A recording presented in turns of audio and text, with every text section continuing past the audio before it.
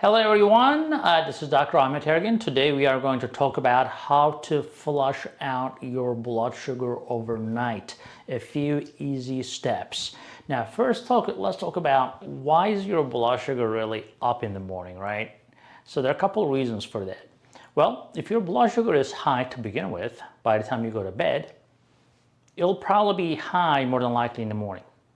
So if you're not checking your blood sugar before you go to bed, then you don't really know if your blood sugar was already high to begin with, or is it going higher overnight. So that's number one step, right? Number two, try to find out what your blood sugars are around like maybe 2 a.m. because that is when your blood sugar is supposed to be the best. Your body is very insulin sensitive. All the cortisol, growth hormone, they're all gone.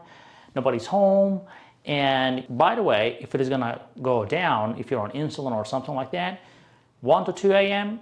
is the most likely time frame for the blood sugar to go down. But if your blood sugar is already high at 2 to 3 a.m. compared to nighttime, that means that your blood sugars are continuously going up, which is more of a problem than the dawn phenomenon, which is another topic where your blood sugar may be perfect until 3, 4 o'clock, and then next thing you know, your blood sugar starts going up, starting at 4 or 5 o'clock, and it may continue all the way sometimes to the lunch, and it may actually get worse after you wake up. That is because of the counter-regulatory hormone, we call them, and they are almost anti-insulin. They're like cortisol, growth hormone, epinephrine, and things like that, that basically flood your system and make you insulin resistant. So that's why for a lot of people it's a challenge. And then when you wake up high in the morning, and you may not even check your blood sugar right away, and if you do, great, and sometimes you check a couple hours later without a breakfast, and then you see that the blood sugar keeps going up, and you're like, what is happening? Where is that blood sugar coming from, right? It's a huge problem. So, well, we're gonna deal with that today. Well, again, we're gonna go back before we go to the morning time. We're gonna start with the dinner, right? So we're gonna find out if our blood sugar is high to begin with after dinner, but what is in your dinner will determine what your blood sugars are by the time you're going to bed. So it is important to keep your dinner nice and super low carb. So if you want to be on low carb, that's the best time to be on low carb. And if you are really craving carbs, the best time to eat carb is actually probably the lunchtime, especially for people who are at work or people who are out and about. More than likely you are going to actually get rid of those blood sugars just by being active. But what happens after dinner, most of us know. So what happens after dinner? So everybody sits down and relax, maybe a cup of coffee, and next thing you know, it's bedtime.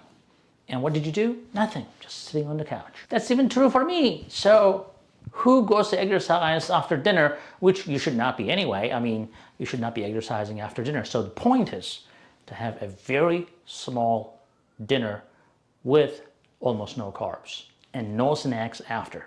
That's number one step, because that's going to allow your body to deal with the blood sugar that you accumulated all day long, because you want to flush them out, right, overnight. Well, you don't want to start with a big load of blood sugar to start with.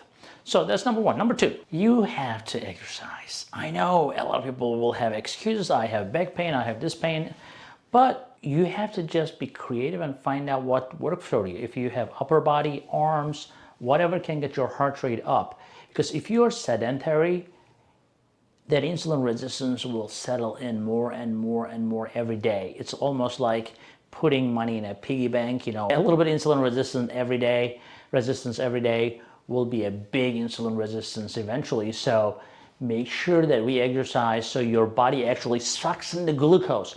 Did you know that the effect of the exercise actually can last up to 24 hours? So if you're working out at 7 a.m. this morning, you can expect that your next morning blood sugar will be better based on the exercise you did today at 7 a.m. So, because your body, your muscles stay active and will absorb all that sugar, and that's one of the ways to flush the blood sugars out. Another way to really, get rid of the blood sugar is staying hydrated, right? So your kidneys are the primary flushing organ. So you cannot pee crystals, can you? No, not really. So you have to really pee in water, which means that's your pee. So you're gonna pee in the water. For that, you need a lot of water because your pee can only hold so much sugar. because of the osmolality and all this medical stuff that I don't want to get into.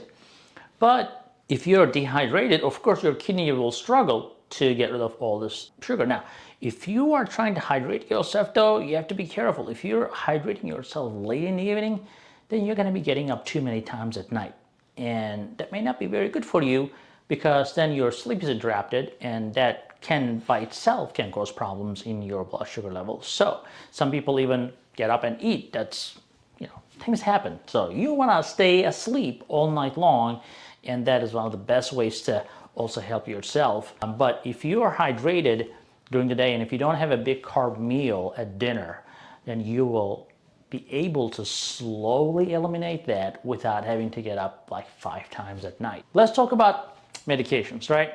So medications are interesting. Sometimes they're necessary evil, you have to take them, but I'm a big supporter of supplements. No, not just our supplements, but in general. If you think that you're deficient in certain things, antioxidants, most diabetics are deficient, certain vitamins, diabetics are deficient, certain herbs or compounds that work like medicine definitely will help to reduce the medication burden, which we talk about in this channel most of the time. There's one particular medication that I want to talk to you about, which is interesting. A lot of you may be taking it because a lot of my diabetic patients take it. So Jardiance, Farxiga, for example, right? So these two medications, they have a lot of side effects, and I'm not promoting those medications by any means, but sometimes we have to use them. And then what they do, they literally flush the sugar out of your kidney forcefully. So that's what medications do, right? They try to do a job that we don't do. So we just said, just give me the medication. There are some patients who will be like, just give me the medication. I'm not going to change anything. I'm just going to still eat my pizza. I'm still going to sit on my bottle late. I'm just kidding. I'm not trying to be rude here. But some people are like that. And guess what? Okay, well, I'm not going to beat you over it. So if that's what you want, I don't want you to die or succumb to complications. So I'll give it to you. And sometimes we have to, because some people will do everything, and many people are like that too. They try their best, their social circumstances, whatever it may be, at the end of the day, they get stuck and their blood sugars don't go down anymore. Then we try supplements. If the supplements is not doing a job enough, then we sometimes end up with medications. Now, Jardiance and Farxiga, they're called SGLT2 inhibitors. They will flush the sugar out. I said forcefully because it literally does that anytime your blood sugar goes over 100, and that will make you get up at night. So especially if your blood sugars are high to begin with and you take these medications, you will be forcefully going to the bathroom 3-4 times, maybe more than usual. But if everything fails, I would say, that is a way to flush out the sugar. However, it's not the first way. That's why I'm talking about this as the last resort. But anyhow, so I think we talked about pretty much everything to help you flush out the blood sugar overnight in your system, so you'll wake up refreshed with a nice blood sugar and hopefully continue that blood sugar. And I have videos about how to prevent blood sugar from going up. So basically all you have to do, type sugarmd and type whatever the question you have in the search in YouTube, and you will find the video. YouTube is good for that, right? It's a video search engine. So try it out. Anyhow, remember to give a thumbs up, remember to subscribe, and share this video. Hey guys, I hope you're enjoying this channel so far, and I hope you subscribed already. If you didn't, do it. And if you did, watch this video right there. I think that will help you too.